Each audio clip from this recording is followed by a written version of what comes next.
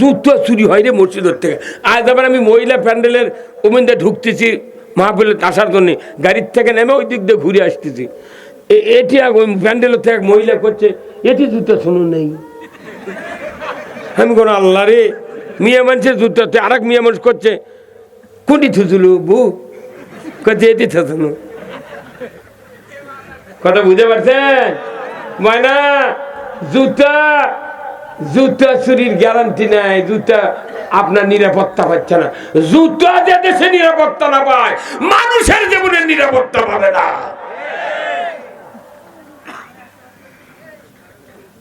আমার ভাইয়েরা, আমি বলছিলাম যে কোরআনের বিধান ছাড়া এই পৃথিবীতে যদি জিবরাইলও প্রধানমন্ত্রী হয়, জীবনে শান্তি হবে না। এই জন্য কোরআনের বিধানের দরকার আছে না নাই? তাহলে আপনি বলেন তো, নামাজ পড়ি কার বিধান দেয়? রোজা করি কার বিধানে? খাতনা করি কার বিধানে? বিয়ে করি কার বিধানে? ইতিকাফ করি কার বিধানে? তারাবি পড়ি কার বিধানে? জুম্মার নামাজ পড়ি কার বিধানে? তে মুঠি তো আল্লাহর বিধান দেয়া, দেশটা আল্লাহর বিধানে চললে আপনার ক্ষতি কি? এখন আল্লাহর বিধানে যদি দেশ না চালান, এই যত ইবাদত করবেন একটা ইবাদত আল্লাহ কবুল করবে না। আমি গোল্ডেন পেনের সিগনেচার দিয়ে যাবো, এইবার পেনের সিগনেচার রুহুল আমিন যুক্তিবাদী, নট গ্রান্টেড কুল্লু ইবাদত।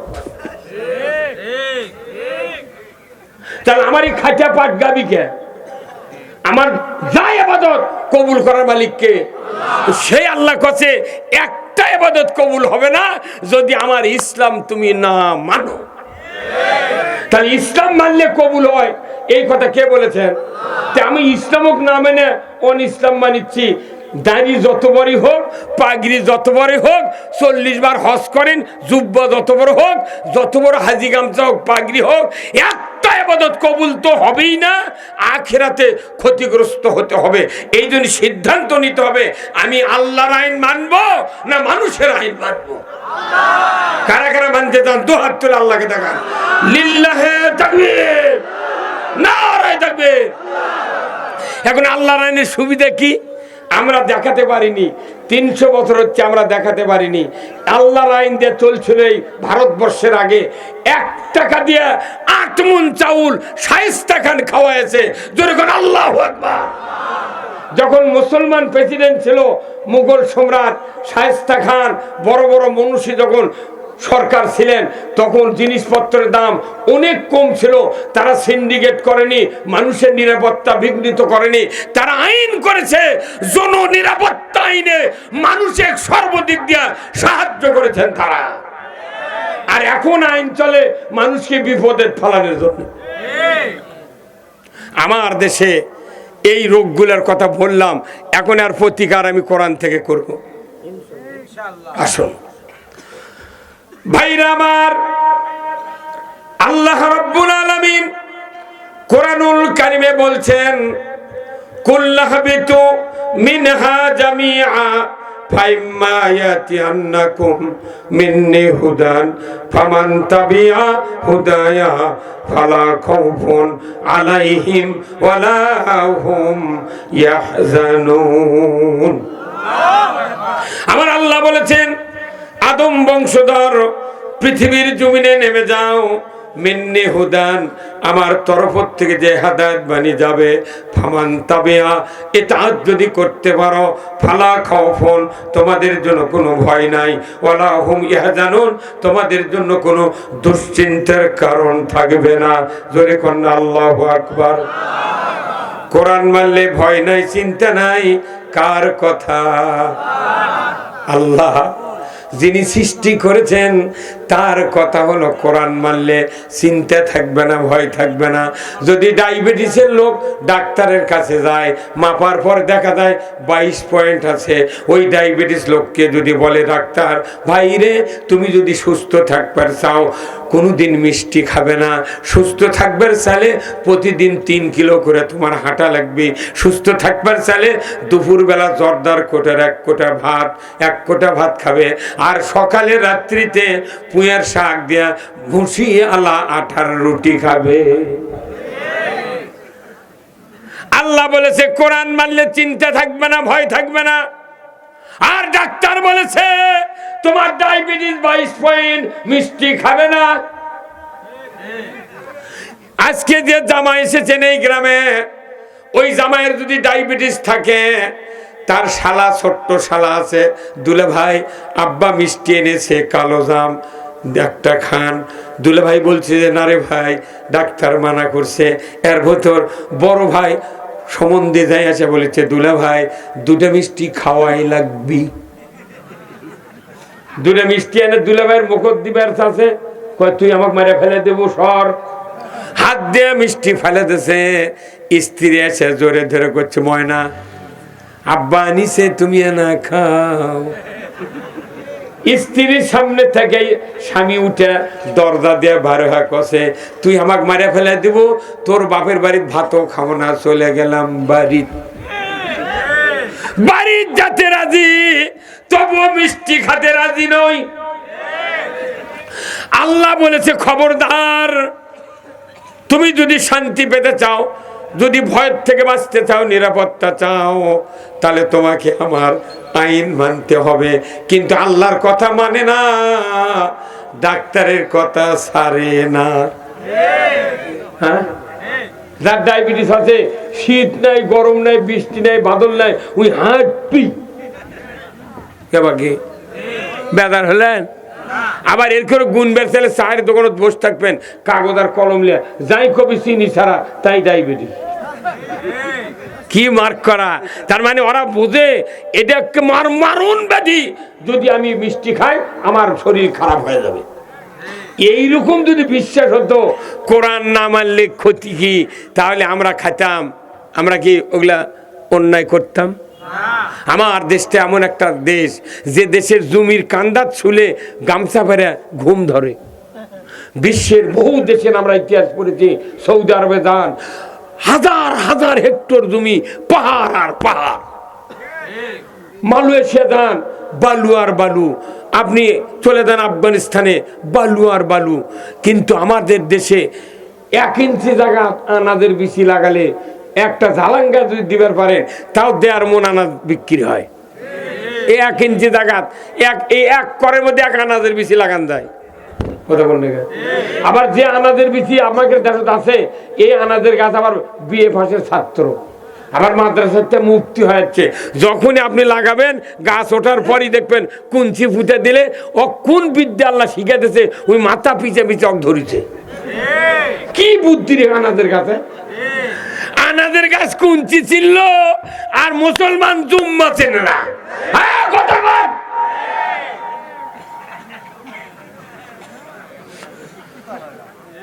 নামাজিরো নামাজ মিঠা, মুসল্লির মিঠা ওযু, বেনামাজির গান মিঠা, সুরের মিঠা কসু। আপনাদেরকে জিজ্ঞাসা করি, বলুন তো, বাংলাদেশে নামাজি বেশি না বেনামাজি বেশি? আরো আসতে কনকা। এমনও মানুষ আছে মুরব্বী, তার 3টা 4টা ছেলে, 2টা ছেলে, হয়তোবা নামাজ আদায় করে না, মাদ্রাসাত পড়ায়নি, নামাজ পড়ে না। আপনি পিতা হিসেবে ব্যর্থ।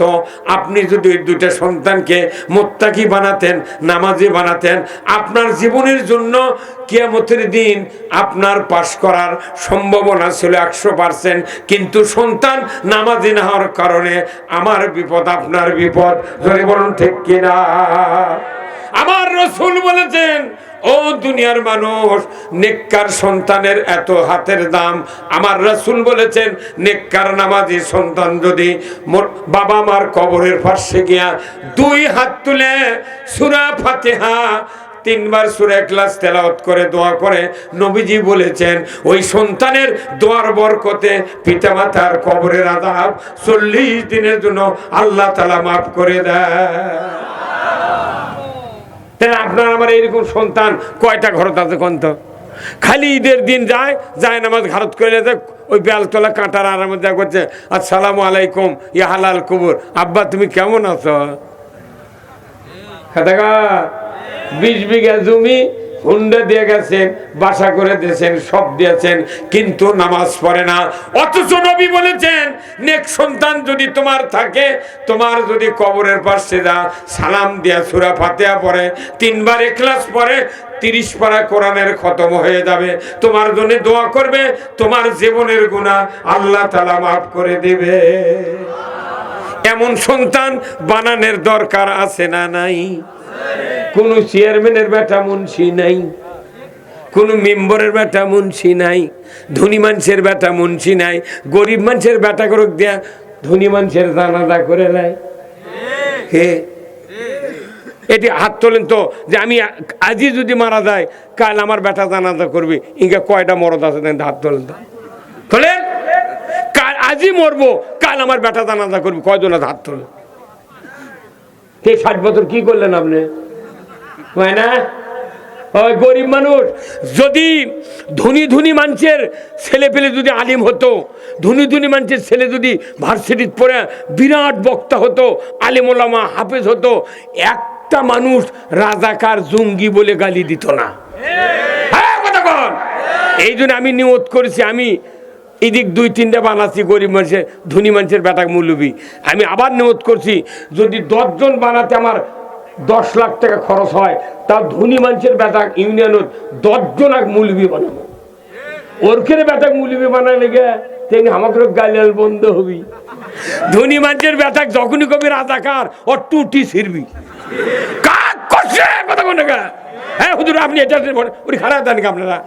এটা আছেন বলছেন, কথা শুনে যান।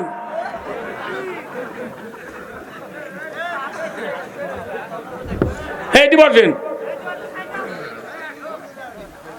কে ভাই বেজার হচ্ছেন আপনারা?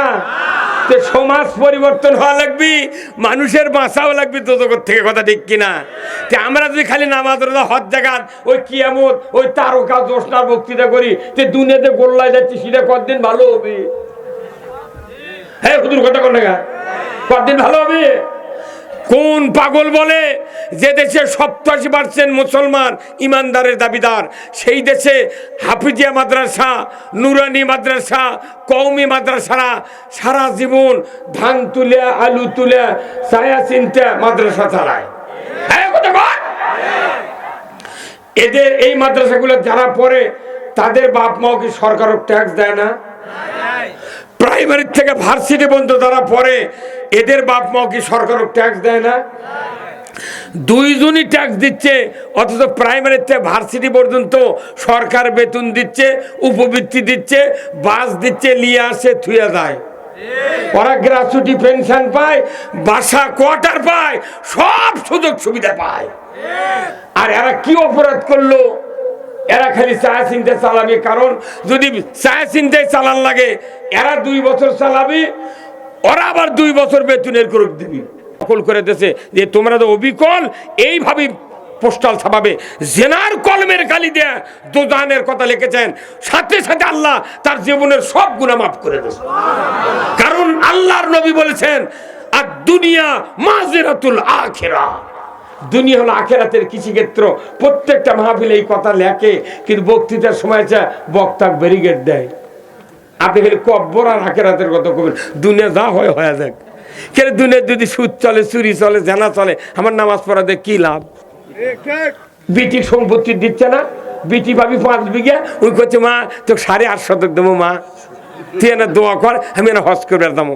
তো মূর্খ বিটি করছে 8.5 বিঘা বোধহয় দিবি, পামো 5 বিঘা করতে, বাপি করছে 8.5 শতক, উই তার বোঝে না। তখন মুখ রিজব করে বিটি ভাত টাত খিলে দিয়েছে, দিয়ে বাড়ির যা 4 বেটাক ডাকিছে, বাবা তোরা 40 বিঘা তোরা লিচু জমি, তে বিটি বালনি 5 বিঘা ওক মিলতে থুয়েছি। ছোট বেটা যত ভাই বোন আছে, ছোট ভাই কোন বোনেরা বেশি ভালোবাসে? হ্যাঁ জোরে কোন টাকা? ওই মায়ের মতো ভালোবাসে ওই ছোট ভাইকে বোনেরা। বোনের সমান এত দরদি ভাই বোনক ভালোবাসার কেউ নাই। অথচ এই বোন 5 কাঠা দিয়ে বাপ মিটে থুয়েছে, তখন ছোট বেটা যে করছে আব্বা আপা কি দিলেন, করছে অক মিটে থুয়েছে বা 8.5 শতক দিয়ে। ওই পাগলও বুঝেছে 8.5 বিঘা। তখন ওই ছোট বেটা করছে আব্বা ওই যে বেলতুলি রুটি ও বক্তারপুরের কাছে ওটি আছে, 3.5 বিঘা থাকা তো ওইটা দাও। তোর বড় ভাইটা কোথায় এক সরে তোর দাঁত ফেলেন বদমাইশ। 40 বিঘা তুমি 4 ভাই লিছি, হালের জোত কমে দেবে না। অগ্ধ আলেক হচ্ছে ওই যে ওই তিরমুনির বাজারের নয়নজুলি যেটি 300 আর গাড়ু আছে কথা কন। তখন এই 300 আর গাড়ু 8.5 শতক দিয়েছে। কিন্তু এমনও বিটি আছে বাপ না মরা পর্যন্ত ওই কালি ভরে না হতো। ওই আলহামদুলিল্লাহ বাপের ওই সম্পত্তি নিয়ে আছে। 50 বছর পর ওই তিরমুনি বাজারের নয়নজুলি 3 লাখ টাকা শতক। এখন ওই বড় বেটা এসে করছে আব্বা তোমার এগুলো কাম কি রে? করছে ওইটার দাম কত জানিস? পাথারের মধ্যে জমি 3 লাখ টাকা বিঘা, 5 বিঘা পালো হনি 15 লাখ টাকা দিয়ে বেচলো হনি। আর ওই 8.5 গাছ 25.5 লাখ আব্বা ওটা না দিলে আমরা 4টা ঘর করে আমরা ভাড়া দেওয়া খানো হয়নি। তখন বাপ করছে বদমাস তুই তো বুদ্ধি দিয়েছিল কত। সবচেয়ে বাপের বড় বেটা ই বুনক সম্পত্তি দিবারই চায় না। যদি 5 বিঘা পাই, বোন যদি কয় ভাই সোল ফল আছে না খরচ রে, তাহলে তুই 2 বিঘা দে ভাই। করছে 2 বিঘা তুই 15 কাঠা তোকে দেবো। তোর করছে কে তুই পাবো 5 বিঘা, আমি তুই পাবো 10 বিঘা, আমি পাবো 5 বিঘা, তাক 2 বিঘা আপাতত দে। করছে বেশি তেরিবেরি করলে দাগে দাগে দেবো। ই দাগে দাগে দেওয়ার কথাকার সবার দাওয়া তো দেয়নি যে উই আসলে তো খালি ভেউ ভেউ করবি। উই তখন উমরা করবার যাচ্ছে, যা হজরে আসাদের চুমা দিয়েছে অনেকক্ষণ ধরে 6 বার দিয়েছে। এই 17 দিনে 6 বার চুমা দিয়েছে। বাড়িতে এসে মসজিদের ইমাম মুয়াজ্জিন গায়ের কারু মূর্খ সুর্খ মানুষ করছে ভাই 4 বার চুমা দিছি রে। তখন আল্লাহ কথা শুনে জিবরাইল করছে ই গাঁজা খাচ্ছে রে। তোর বোন পাবি 5 বিঘা, তোর 2 বিঘা ছিল তাই না দিয়ে তুই তুই দাগে দাগে দেবো। আর তুই বুনক ফাঁকি দেয়, তুই হজরাত চুমা দিয়া তাই বরমানসি দেখাচ্ছ, তুই পাথর গিলে খেলেও তোর কিছু হবে না। আল্লাহ রাসূল বলছেন মান কাতা মেরা সাহু কাতা আল্লাহ আব্দি। যে ব্যক্তি অংশীদারিত্ব থেকে কাউকে ছাড় দেয়, কাট দেয়, বাদ দেয়, বান্দার তালিকার থেকে তার নাম কেটে দেয়। আল্লাহর নবী বলেছেন আসুন না সর্বদিকে দুনিয়া এবং আখিরাত আমাদের যদি ফলপ্রসূ না হয় আখিরাতে জান্নাতে যাওয়া অসম্ভব হয়ে যাবে। আজকের এই আপনার 8 মাত্রায় পূর্বপাড়া দামে মসজিদের উদ্যোগে মাহফিল। আমি আপনাদেরকে অনুরোধ করব এই বিশাল তাফসিরুল কোরআন মাহফিলে যারা বসে আছেন আমি আপনাদেরকে একটু অনুরোধ করব। রাসূল বলছেন মামবানা মসজিদান বান আল্লাহু লাহু বাইতান ফিল জান্নাহ। যে ব্যক্তি মসজিদ তৈরি করে দিল, অর্থ দিল, টাকা দিল, পয়সা দিল, জায়গা দিল, এমন কি একবার মাটি দিল, আমার রাসূল বলছেন জান্নাতে তাদেরকে বালাখানা দেওয়া হবে। আমি আপনাদেরকে অনুরোধ করব এলাকার লোক যারা আছেন আসুন না আমরা আল্লাহর ঘরের জন্য একটু স্যাক্রিফাইস করি। কিয়ামতের দিন যেন আল্লাহ তাআলা আমাদেরকে জান্নাতে যাওয়ার সুযোগ করে দেন। জোরে কোন আল্লাহুম্মা আমিন। আমার আল্লাহ সূরা হাদীদে বলেছেন ওয়াকরাতুমুল্লাহ করদান হাসানা লা উকাফির আন্না আনকুম সাইয়াতিকুম ওয়ালা উদখিলান্নাকুম জান্নাতিন তাজরি মিন তাহতিহাল আনহার। যারা কর্জে হাসানা আমাকে দিবে তাদের জীবনের সব গুনাহ মাফ করে দেব। গুনাহ মাফ যিনি করবেন তার ঘরের জন্য একটু টাকা চাইলাম। আসুন না আল্লাহর কোন বান্দা 1000 2000 টাকা 5000 টাকা 10000 টাকা 2 বস্তা সিমেন্ট যারা দিবেন আসুন। আর আপনাদের ইমানদার যারা আছেন একটু ভলেন্টিয়ার তারা একটু ভেতরে ঢোকেন, যার যা পকেট আছে একটু হাত দেন ভাই। এই রুমাল নিয়ে যাবে কিংবা ব্যাগ নিয়ে যাবে, একটু স্যাক্রিফাইস করেন। আল্লাহ যেন এই দৃশ্যটা দেখে আপনাদের আমাদেরকে জীবনের গুনাহ মাফ করে দেয়। জোরে কর না আমিন। খুব তাড়াতাড়ি আসুন না মা বোনেরা যারা প্যান্ডেল আছেন আপনাদের অনেক বক্তৃতা করলাম। মা বোনেরা আসুন, আপনারা একটু ওখানে বোন যারা আছেন হাই স্কুলের ছাত্রী, কলেজের ছাত্রী, আমি দোয়া করবো আপনাদেরকে যেন হাজেরা রহিমার মতো চরিত্রবান আল্লাহ বানায় দেন। আপনাদেরকে যেন যার ছেলে নেই ছেলে দিয়ে দেন, নিঃসন্তানীকে সন্তান দিয়ে দেন। আমি অনেক দূর থেকে এসেছি, মুসাফির মানুষ। আপনারা দীর্ঘক্ষণ ধরে কোরআনের কথা শুনছেন। এই বিশাল গণজমায়েত আল্লাহ তাআলা যেন কবুল করে। এই গ্রামের যুবক ভাই যারা এই অ্যারেঞ্জমেন্ট করেছেন আল্লাহ আপনাদের সকলকে যেন দ্বীনের জন্য কবুল করে। জোরে কোন আল্লাহুম্মা আমিন। এই মসজিদের খতিব নগদ একজন 1000 টাকা 2 মণ ধান। আল্লাহর এক বান্দাই মসজিদের জন্য 1000 টাকা 2 মণ ধান। জোরে কোন মারহাবা লিল্লাহি তাকবীর।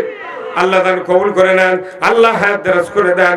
আল্লাহ যিনি দান করেছেন 2 মণ ধান 1000 টাকা, আল্লাহ তার বংশের ভেতরে যারা কবরে গেছে কবরগুলি জান্নাতের বাগান বানায় দেন। আল্লাহ তার হায়াত দারাজ করে দেন। আল্লাহ মরণের আগে একটাবার হজ না করার তাকে মৃত্যু দেবেন না, ধরে কোন আমিন।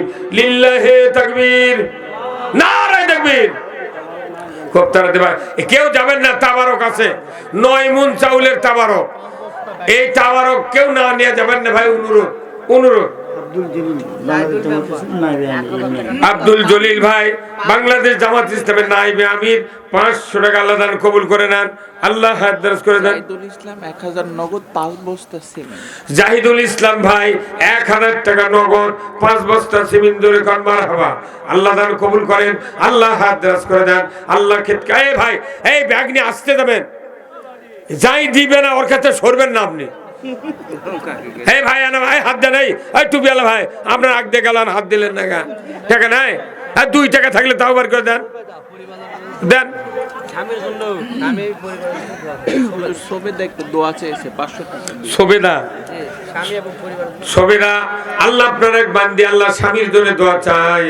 আল্লাহ কি ভালোবাসা দিয়ে দুনিয়ার থেকে বিদায় হয়েছেন, স্ত্রী স্বামীর কথা মনে করে আজকে জান্নাতের বাগানে আল্লাহ আপনার ঘরের জন্য দান করেছে। সবেদা নামে আমার বোন, আল্লাহ তার স্বামীর কবরখানা জান্নাতের বাগান বানায় দেন। আল্লাহ তার পরিবারে যত মানুষ মারা গেছে তাদেরকে মাফ করে দেন, যারা জীবিত আছে আল্লাহ তাদেরকে হায়াতে তয়বা দান করে দেন।